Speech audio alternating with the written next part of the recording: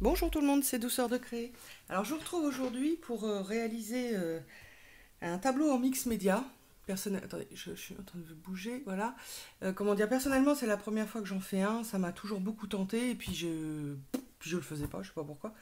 Donc là j'ai tout préparé et puis je vais me lancer pour la première fois avec vous. Donc vous allez avoir certaines parties un petit peu expliquées, le reste sera certainement comment dire, en musique et en accéléré parce que c'est quand même toute une construction à faire. Alors je vais vous dire avec quoi j'ai travaillé. En fin de compte, vous pouvez travailler sincèrement avec tout ce que vous avez.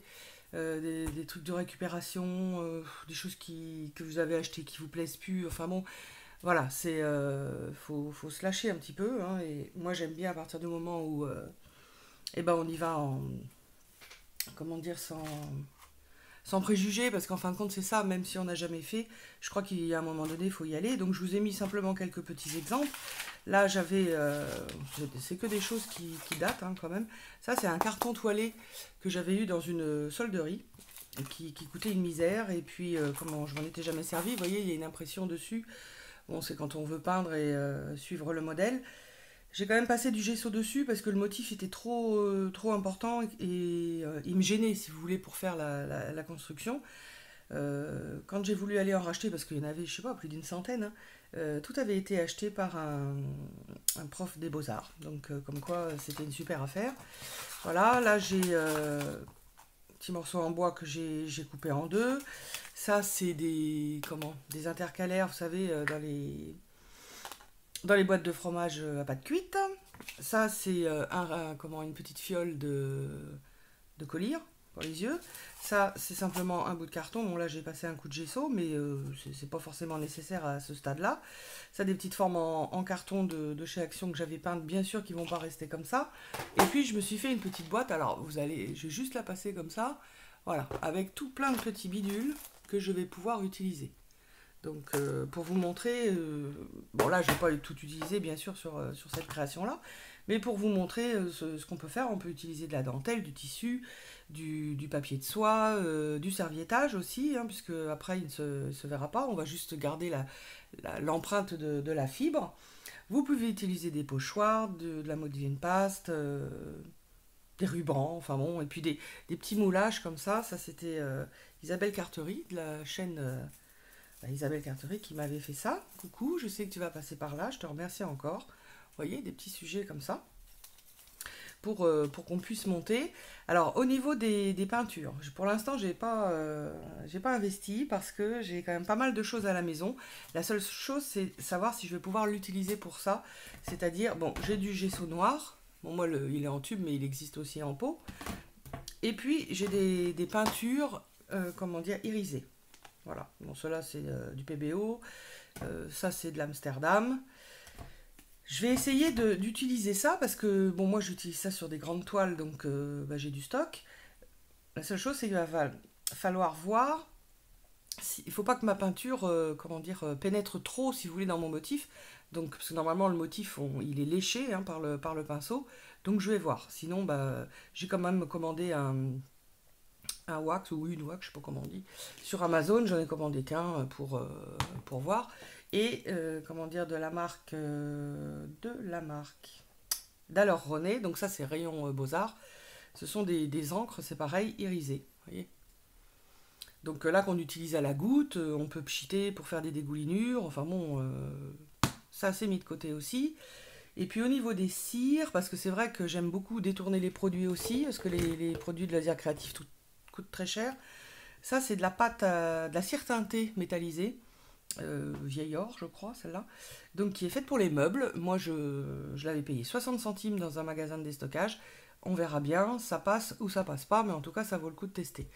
Tout va être collé avec du gel médium mat.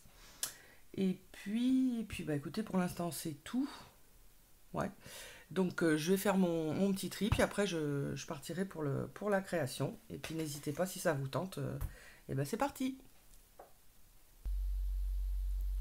Voilà, alors j'ai fait un petit tri qui va certainement changer quand même au fur et à mesure. Et puis écoutez, maintenant ça sera en musique et en accéléré jusqu'à la prochaine étape. La seule chose qu'il faut penser avant de démarrer, c'est vos épaisseurs. Donc par exemple, si ça, je veux que... Parce qu'on peut partir, si vous voulez, comme ça, puis on se dit, bah, je voulais mettre ça en dessous. Donc faire un petit schéma comme ça, un petit prototype, c'est pas pour autant qu'il va être respecté, mais c'était pour me donner une idée. Donc bah, c'est parti.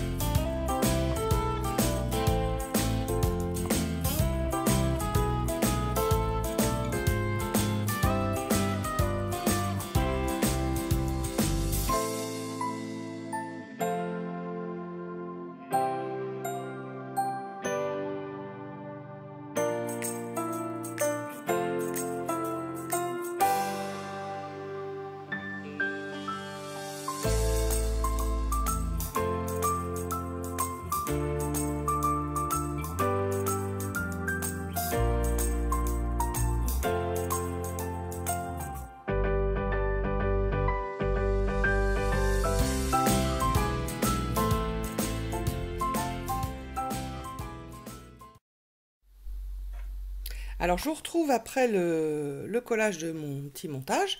Donc vous en avez vu une bonne partie, comment dire, en accéléré. J'ai juste rajouté hors caméra, comment dire, les petits détails là. Alors ça c'est du fil métallique, comment dire, plat. Et puis j'ai fait des petits tourbillons comme ça avec des pinces à bijoux. Puis juste, mais ça fait longtemps que j'ai fait ça, mais bah, je m'en servais pas. Et puis à cette époque-là, je connaissais pas le gel médium mat, donc je trouvais aucune colle, vous savez, qui collait suffisamment vraiment pour que ça en vaille la peine. J'ai accéléré le temps de séchage avec mon heat gun. Bon, c'est vrai que le gel médium mat met quand même du temps. Je vais passer le gesso. J'espère que je vais pas décoller ce que je viens de faire. Et puis, comment dire, après, bon, je vais vous montrer le départ. Et puis après, ça sera encore une autre étape de mettre en couleur. Donc c'est parti!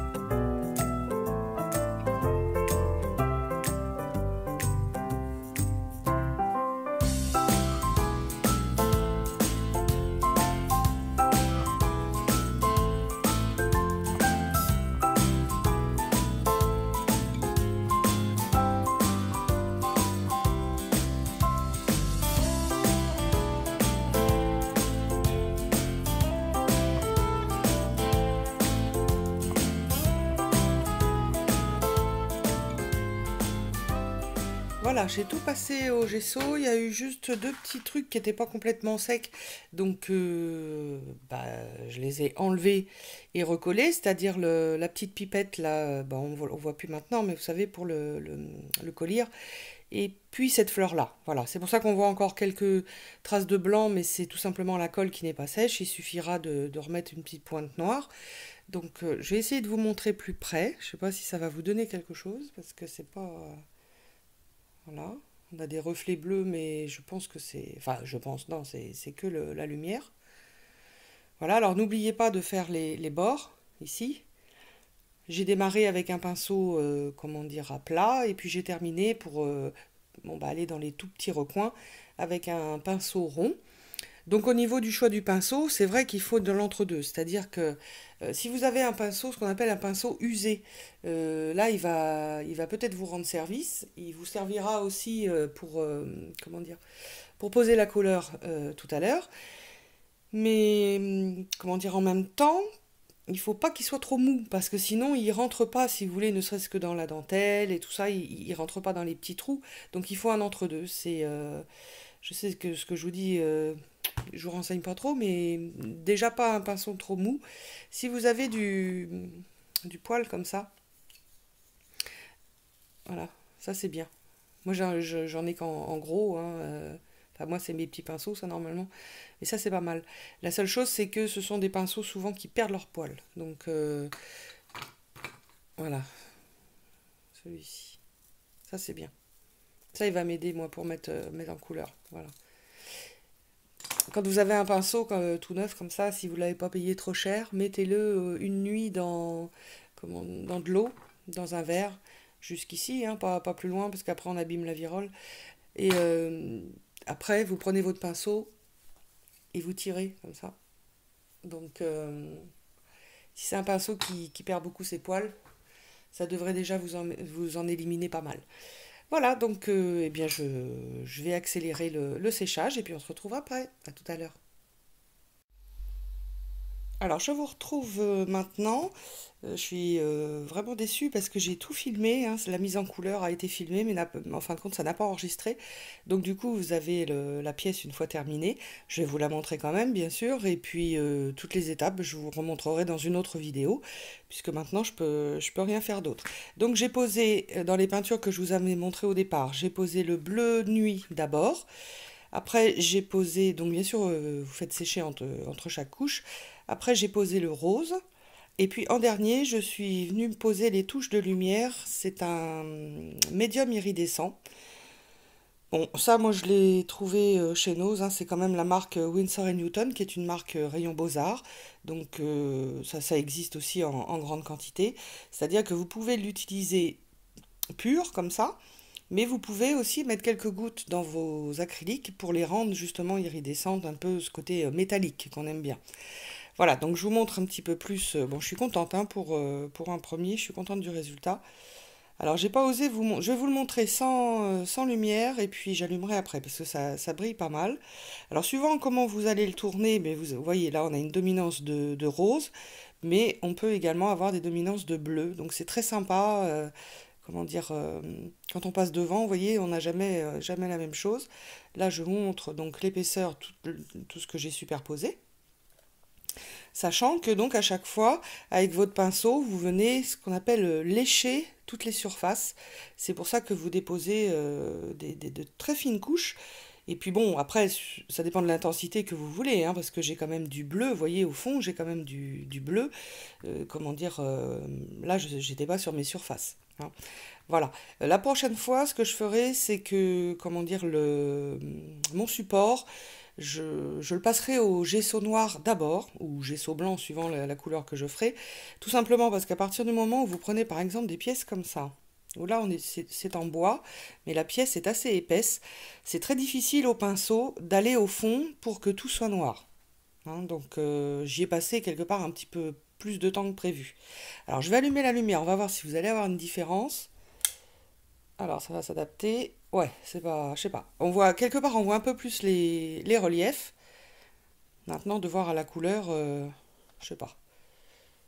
Mais bon, oh là là, le flash, il sait plus trop où il en est. Voilà, bah écoutez, bon, j'éteins. Je trouve que c'est mieux. Hop là, voilà, oui, c'est beaucoup mieux. Écoutez, je vous laisse me dire ce que vous en pensez, si ça vous a plu. Sincèrement, comment dire, bah, je recommencerai la mise en couleur devant vous parce que bah, c'est quand même relativement important et puis c'est une étape qu'on fera toutes différemment, donc pourquoi pas vous montrer. Et puis bah écoutez, moi je vous dis à bientôt, laissez-moi un petit commentaire, mettez-moi un pouce bleu et partagez la vidéo, je vous en remercie et je vous dis à bientôt. Au revoir.